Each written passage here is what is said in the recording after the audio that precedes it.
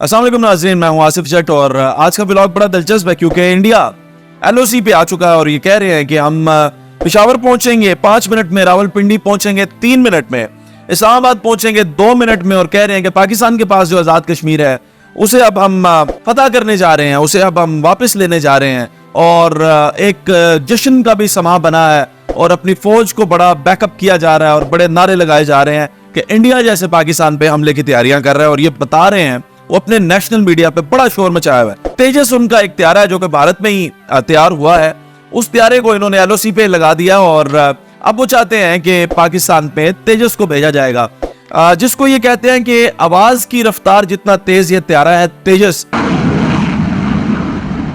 और शुक्र है आवाज की रफ्तार जितना कहते हैं, बिजली की रफ्तार जितना तेज नहीं कहते। 5 मिनट में पेशावर, 3 मिनट में ये पहुंचना चाहते हैं रावलपिंडी और 2 मिनट में इस्लामाबाद। इन्होंने कहा कि ये पहुंच जाएंगे क्योंकि इंडिया के लोग मुझे बड़ी तादाद में देखते हैं। मैं इंडिया के लोगों को हकीकत बताना चाहता हूं। आप थोड़ी देर के लिए, सिर्फ थोड़ी देर के लिए भूल जाएं कि आप इंडियन है। मैं थोड़ी देर के लिए भूलता हूं मैं पाकिस्तानी है। हकाइक पे बात करते हैं।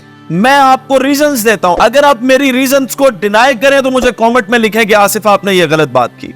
मैं आपको जो रीजंस दे रहा हूं, जो प्रूफ दे रहा हूं, आपको साबित हो जाएगा कि इंडिया कभी पाकिस्तान पे हमला नहीं कर सकता और जुर्रत ही नहीं है इनकी। आए बात करते हैं ना, दलील से बात करते हैं। इंडियंस मेरे व्यूअर हैं, मुझे देखते हैं, तो इंडियंस जो मुझे देखते हैं, आप ये प्लीज बिल्कुल न्यूट्रल होकर जरा वीडियो देखिएगा। 2019 में चलते हैं, ज्यादा दूर नहीं आपको मैं लेकर जाऊंगा। 2019 में चलते हैं, बीजेपी 303 सीट्स लेकर इलेक्शन जीत जाती है। हुआ क्या था? हुआ यह था कि 14 फरवरी 2019 में पुलवामा के मुकाम पे एक भारतीय सेंट्रल रिजर्व पुलिस का एक अदारा था, वहां पे एक अटैक होता है और ये खुद इंडियन गवर्नमेंट करवाती है और इसका ब्लेम जो आ जाता है, उसमें कैजुअलिटीज भी और उसका ब्लेम आ जाता है पाकिस्तान के ऊपर कि ये पाकिस्तान ने करवाया। ठीक 13 दिन बाद 27 फरवरी 2019 को भारत पाकिस्तान में 2 त्यारे भेजता है हमला करने के लिए और उन त्यारों का नाम है MiG-21 और Su-30। ये 2 त्यारे आते हैं और एक त्यारा गिर जाता है। MiG-21 जो है पाकिस्तान एयरफोर्स जो है बहादुरी का मुजाहरा करते हैं, उसको गिरा लेती है, वो आजाद कश्मीर में गिरता है और एक मकबूजा कश्मीर में या इंडियन ऑक्युपाइड कश्मीर के अंदर Su-30 गिर जाता है।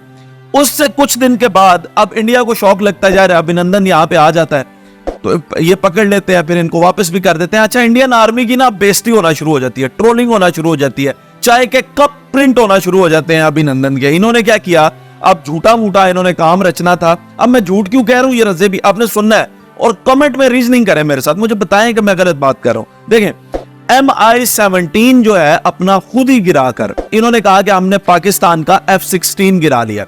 आज तक एक पिक्चर, एक एविडेंस, एक जगह पे बता दे जहां पे हमारे F-16 का मलबा निकला हो, कुछ पता चला हो। इन्होंने नहीं गिराया, इन्होंने अपनी आवाम को चूना लगाया, मामू बनाया, सिंपथीज ली, अपना फौजी भी यहाँ पे गिराया, अपने लोगों को भी इन्होंने वहां पे मरवा लिया, यहाँ पे अपने जो है वो प्लेन्स भी जो है वो डिस्ट्रॉय करवाए और अपना प्लेन खुद ही डिस्ट्रॉय करके सारी सिंपथीज आवाम की ली और ये इलेक्शन जीत गए बीजेपी 303 सीट्स लेकर। मैंने जैसा कि कहा, इंडिया के लोग मुझे देखते हैं, रीजन करें, मेरे साथ कमेंट में बात करें, मुझे बताएं मैं गलत बात कर रहा हूं। पाकिस्तान में जो पॉलिटिक्स है उसका रंग डिफरेंट है। पाकिस्तानी पॉलिटिशियंस एक दूसरे को ब्लेम करके कैंपेन करते हैं। फॉर एग्जांपल, इमरान खान साहब कहते हैं नवाज शरीफ करप्ट है और नवाज शरीफ साहब कहते हैं जनाब इमरान खान यहूदी एजेंट है। ये इनकी कैंपेन का हिस्सा है, ये एक दूसरे को ब्लेम करते हैं, इसी तरह अपनी कैंपेन करते हैं। लेकिन इंडिया की जो कैंपेन होती है उसमें जो मोटा हिस्सा है, जो तगड़ा हिस्सा है, वो अपनी आवाम को ये कह के सेटिस्फाई करना है कि हमने पाकिस्तान पे हमला कर लिया, हमने सर्जिकल स्ट्राइक कर ली, हमने पाकिस्तान में घुस के मारा। जब ये बातें करते हैं तो उनकी आवाम खुश होती है और उसी जो भी पार्टी ये काम करे, जो भी हुकूमत में उस वक्त होते हैं, उसी को वोट दे। इसीलिए तो 8 साल गुजार लिए, वक्त अपना एक्सटेंड करते गए मोदी जी। और अब मोदी जी का ये ख्याल है, मोदी जी कहते हैं कि अब हम दुनिया में तीसरे नंबर पे या पहले 3 मुल्क जो है उनकी इकोनॉमी में शामिल होना चाहते हैं। अब आप मुझे खुद बताइएगा, क्या इंडिया इस पोजीशन में है कि वो पाकिस्तान के साथ किसी भी जंगी सिचुएशन के अंदर आ सके? आए थोड़ी सी मजीद डिटेल आपको देता हूं। अप्रैल 2024 में जनरल इलेक्शन जो है वो इंडिया ने अनाउंस कर दिए हैं। इस वक्त तेजस जो है उनका वो मकबूजा कश्मीर का एक इलाका है अवंतीपुरा में जो एलओसी है वहां पे इन्होंने ला के खड़े कर दिए और बार बार उनको उड़ा रहे हैं, अपनी हदूद में ही उड़ा के। तो कह रहे हैं कि ये साउंड की रफ्तार जितना तेज है, ये 5 मिनट में पेशावर पहुंच जाएगा, 2 मिनट में इस्लामाबाद पहुंच जाएगा। भाई बात तो ये है, पहुंच तो जाएगा, वो वापस कैसे आएगा?